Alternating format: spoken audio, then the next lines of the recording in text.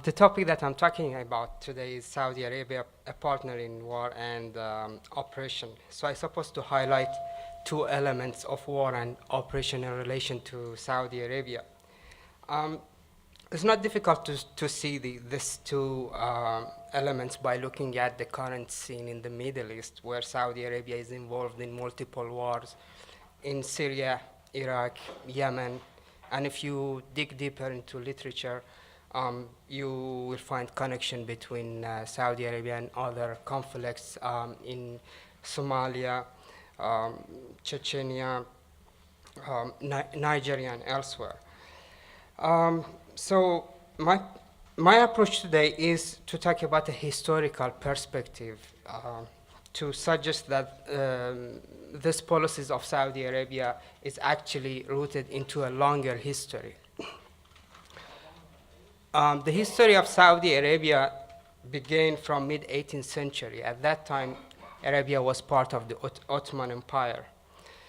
However, the Ottoman rules and control was limited to the western part of Arabia, which we know as Hijaz. The vast desert of Najd in the center of Saudi, or at that time it was Arabia, in the center of Arabia, was actually kind of inaccessible to the Ottomans, and it was ruled by no one. So we are speaking about small towns, each of which ruled by either a head of a specific tribe or a local ruler. It was in such atmosphere when a preacher called Muhammad Abdul Wahab revived a Puritanist interpretation of Islam, which was emerged and forgotten in 14th century. So the approach is by itself is the Salafi approach. I'm not going into detail about the theology of this, but we know it as the Wahhabi approach or Wahhabi movement or Wahhabism simply, and that's to refer to the founder of Wahhabism, who is Muhammad Abdul Wahab, but the approach is the Salafi approach. If I want to comment on the ideological characteristic of Wahhabism, I can say that it functions like an othering machine, which dehumanize other and therefore justify taking action against them. So as you can imagine, this is a very popular for people who want to gain power, or it fits very, very well in power relations. And that's what actually happened.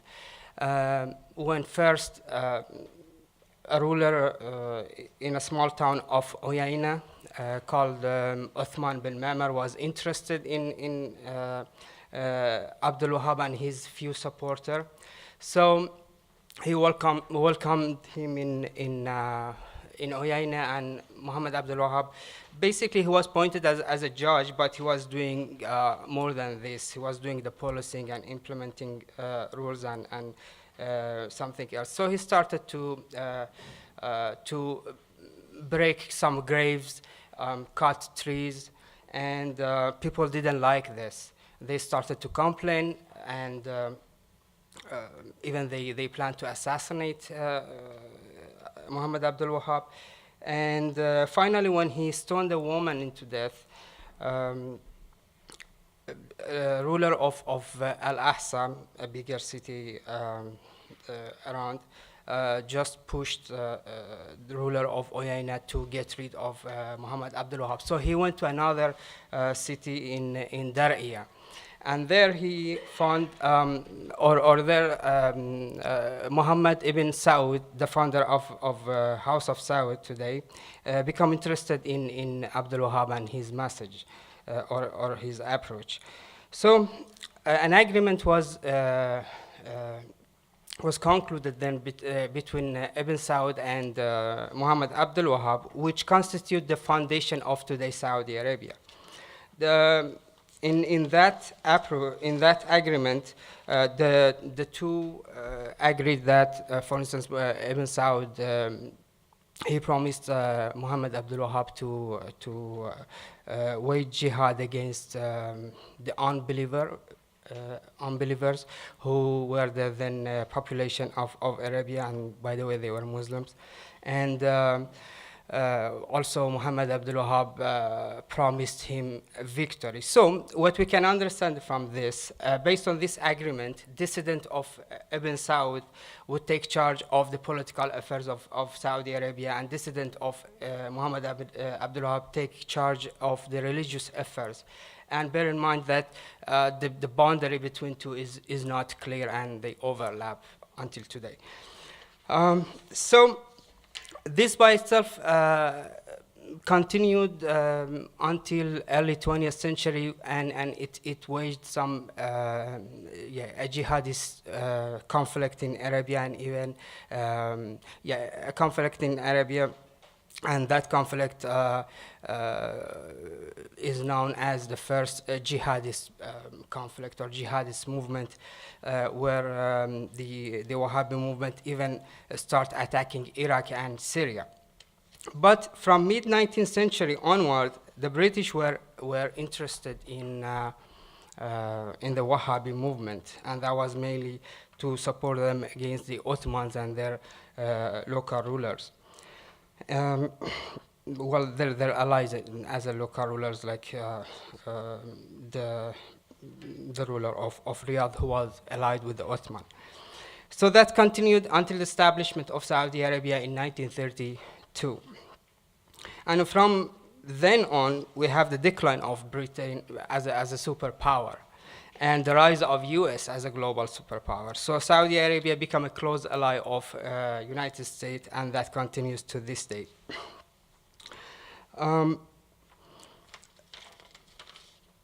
Something important happened in early 60s, where when Saudi Arabia decided to expand Wahhabism or propagate Wahhabism worldwide. And that's become like a global project. And we can understand this as part of the larger context, as part of the Cold War, where the United States was supporting all kinds of Islamism, actually, including the Wahhabi type of Islamism, which is different from the other types. And that's to confront the socialist camp. And in the regional, at the regional level, this was meant to be directed against the secular nationalist rulers such as Jamal Abdel Nasser, which was viewed by the US as part of the socialist camp anyway. And the apex of this was in the 1980s, when the Soviet army invaded Afghanistan. United States, UK, Saudi Arabia, and Pakistan decided to intervene to make Afghanistan as the second Vietnam, if I may use the CIA term. So, and each country took a different role, but Saudi Arabia was in charge of mobilizing jihadists, mainly from the Arab world, and financing the jihad in Afghanistan, plus indoctrinating the jihadists through multiple means, including their Wahhabi institution. The Soviet withdrew from Afghanistan in 1989, and that country was deeply troubled with chaos. But before we move to the 90s, also there is some important thing happened in the 80s. Like Saudi Arabia was also involved in another foreign tie. In 1979, or as a result of the 1979 revolution in Iran, an Islamic regime came into power, and the Saudis didn't like the fact that there are other rivals who claim that they are Islamist regime, and particularly they were Shia. So the Wahhabis don't like the Shia anyway. And so a year after that, a war started between Iran and Iraq, and Saudi Arabia emerged as the strongest supporter of Saddam Hussein, and like they aided Iraq by some $30 billion dollars to support that war against Iran. Again, at the same time, in the 80s, the Saudis were also supporting some Salafist group in Pakistan to bomb the Shia places in Kuwait or elsewhere in Pakistan. And this is the way of Saudi doing things in their foreign policy. When they have problem with the Iranian government, for instance, they wage war against Shia'dom, so to speak, as if like the Iranian government represent all Shia around the world, which is not true. I mean, the Iranian government probably is not completely, at least, represent the Iranian people. And the large population of Iranians have problem with the fact that the Ayatollah, whether the Ayatollahs are representing them or not. So, let alone speaking about this large population of, so to speak, Shia. Then, yeah, we can turn to the 90s. In the 90s, also two important things happened. The first, Saudi Arabia, and with the help of Pakistan, decided to back another extremist group called Taliban. Ironically, Russia and Iran did their best to prevent that. They were supporting everybody or mainly the fighters in the north, to stop Taliban from coming into power. But Taliban was strong enough to come into power, and Iran and Russia couldn't do anything about about that. And that by itself led to the emergence of Al-Qaeda, and then we had 9/11 after this. Also in the 90s, Saudi Arabia built its media empire in the Middle East. So the fact that they own more than 50% of the whole media in the Middle East is kind of scary. I mean, people think that ISIS and similar groups are just taking guns and killing people on the ground, but actually they are backed by this army of TV channels and who speaks Arabic, and that by itself is a very powerful tool to bring recruitment for them and all kind of give them all kind of support. Media is powerful anyway. And what happened after that was, Afghanistan was invaded in 2001. The Taliban regime was toppled, but the Taliban movement is still there, doing damages in Pakistan and Afghanistan.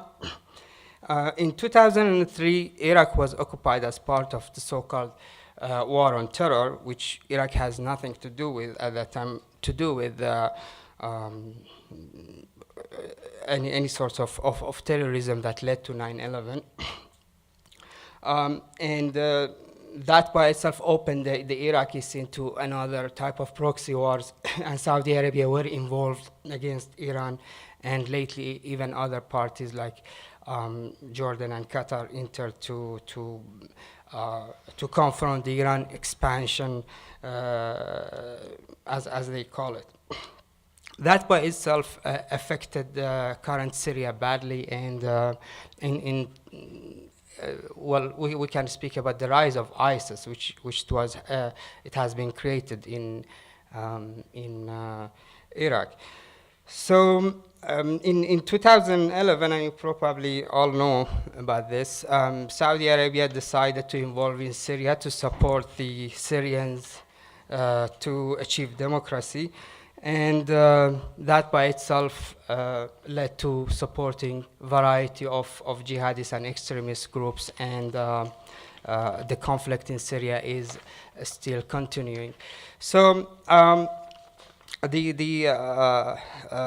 scene that we see currently in the Middle East in relation to Saudi Arabia is not totally a new thing, and I think in Saudi Arabia, during its short history, was always involved in supporting conflicts in variety of at least Middle Eastern states, and the current scene is not something new. I will leave it here. Yeah, thank you very much for listening to me.